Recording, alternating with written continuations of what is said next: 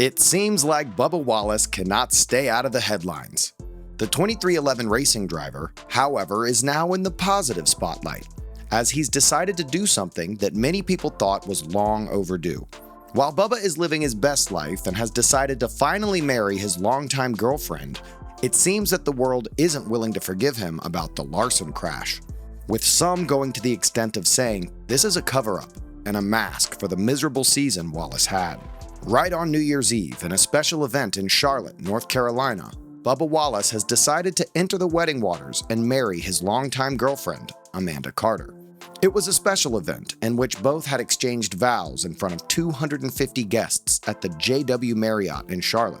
The pair, who got engaged earlier in July 2021, wore a custom dark red velvet tuxedo that was designed by Stitched by Mitch, a gown by Madame Bercu Couture, and shoes by Lola Cruz for the most special night of their lives. Wallace spoke about his wedding to People magazine, further adding that the dream of his life had finally been fulfilled. Getting married and starting a new life together, I'm just so excited to have a good one in my corner. We have so much fun together. Carter also spoke about having one of the most controversial drivers on the grid as her husband, with her further adding, "We just have such a good bond. I love the time we spend together. We could sit around together all day and we don't get tired of one another. And he's also handsome and charming." Well, he definitely is.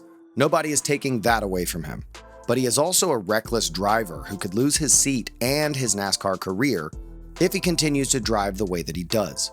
But we'll get to that later in this video. Let's focus a bit more on the wedding and how everything went down for the lovely pair. After the wedding, the pair will jet off to Bora Bora, a French Republic island that is part of the French Polynesia Island Society. The internationally renowned tourist spot is famous for its offshore views and luxury resorts, something that this pair knows better than all of the other people. The land area, however, is a very tiny one, consisting of just 32 square kilometers of land. But that doesn't mean that Wallace and Carter won't get to spend some quality time with each other, and rest assured that he does need it, given the fact that the Cup season starts in February. But what is a very interesting fact about their wedding is that the guests had a very different experience altogether. The newlyweds arranged a dinner for their guests that served Italian cuisine, Asian stir-fries, burgers, and tacos from tapas-style stations. Not your everyday wedding, huh? And when this was done, the couple had ample time to greet and meet all of the guests with them, even having a McDonald's food truck present at the place. After all, Wallace doesn't want to get away from one of his primary sponsors in NASCAR, so why not involve them in your wedding as well? Carter spoke about having a limited number of guests, saying that it was done purposefully in order for them to make sure every guest received a piece of their attention, further adding, "We're not doing a seated dinner with over 200 people. We wanted to make sure that we have time to see everybody, and a seated dinner really can take away from being able to talk to everybody. The food will be really fun.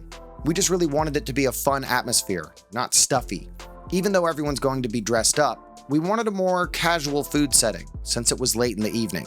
And then, at 1 a.m., when the party's over, we have a McDonald's food truck coming to serve chicken nuggets and French fries."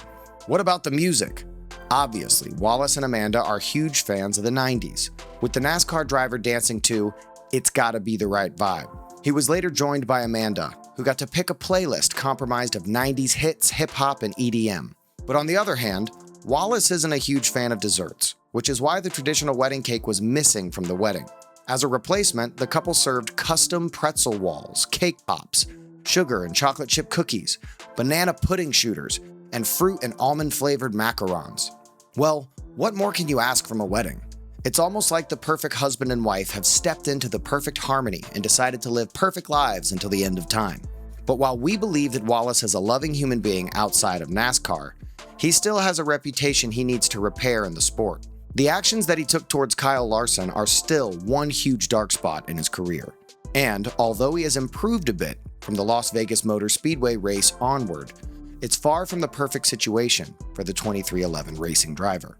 The next generation car has allowed closer competition, but what Larson did to Wallace was 100% legitimate, and Wallace's reaction was very uncalled for. However, after Wallace was passed after being pinched to the wall by Larson, a move that had been done an infinite number of times in the past but had never elicited such a reaction, the 2311 racing driver couldn't contain his rage and decided to take it out on Larson's car. Wallace decided to push and shove Larson after both had exited their racing vehicles after deliberately crashing into Larson's car and taking out Christopher Bell as collateral damage. Larson should be grateful for the presence of NASCAR stewards, because if it hadn't been for them, rest assured Wallace's actions would have escalated much more compared to what happened. It shows that Wallace does have a temper problem that he needs to work on. And while he was quick to say sorry for his actions and to apologize to Larson, it wasn't enough. Yes, Larson accepted his apology, and the pair appears to be ready to move on. But it does leave a negative mark in NASCAR, especially since the penalty for his action was only a one-race suspension. While many have speculated that the main owner of the team, Michael Jordan, has given Bubba a severe penalty just to show him that situations like this won't slide in the future, it's unlikely that Bubba has learned anything from this accident. Time will tell whether the young driver has learned anything from his mistakes, and we will need to see Bubba in a similar action again in 2023 to see this. Many were quick to judge Wallace, and for all the right reasons. Joey Logano, the 2022 champion, went on to say that Wallace's actions could have very easily been the end of Larson's career.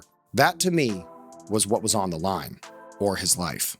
We know that situations like this leave other drivers with concussions, as was the case with Kurt Busch.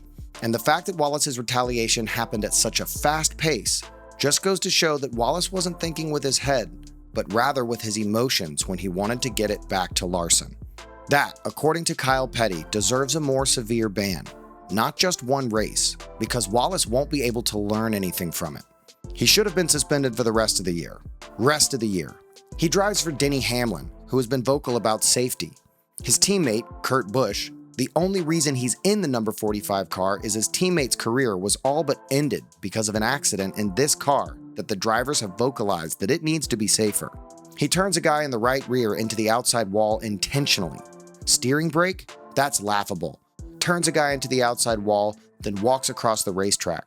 First, you intentionally wreck somebody. That's a suspension. He was walking across the racetrack and cars are going by him on both sides. That's not safe. That should be another suspension. Physically confronts a driver, shoves him. That's a physical confrontation. If I do that on the sidewalk, I'm in handcuffs somewhere. So he physically confronts this driver, shoves an official, doesn't get in an ambulance, walks back to the pits, and then stands and bold-faced tells a fib. The lesson should be the rest of the year. Just the rest of the year. That's just me. On the other hand, Wallace did say that this incident helped him learn a lot. More precisely, he got to think before he acts. We're going to be more than happy to see this happen in the next season. And Wallace did show signs of an improved driver once he continued after his one-race ban. But time will tell whether he understands what is on the line, and the next time he enters a retaliation, he should understand the fact that somebody's life could be at stake. What do you think about Wallace and his actions? Also, what do you think about his wedding? Let us know in the comments below.